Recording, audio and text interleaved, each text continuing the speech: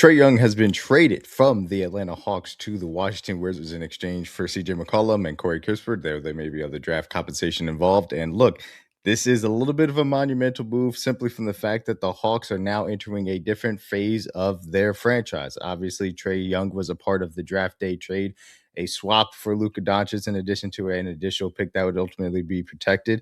A lot of people argue that the Hawks lost that deal. There's a fair argument to that, though. We all know what the story was that ended up happening with Luka and the Mavericks as far as that is concerned. However, the Hawks feel really good about their young core surrounding around Jalen Johnson, of course, and the leaps that he's been able to make. The Wizards also feel great about their young core. And ultimately, Trae Young, who is a cost controlled asset for the short term, may be looking for an extension. However, due to his limited market that we saw during the trade time, is going to have a question mark of saying, is he going to have a robust market in the free agency?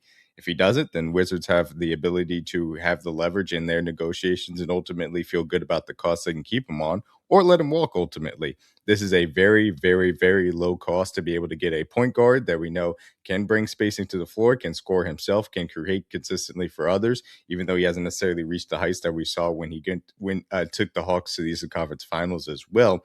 We will see ultimately what it looks like in Washington. However, this is a good opportunity for Washington's young core.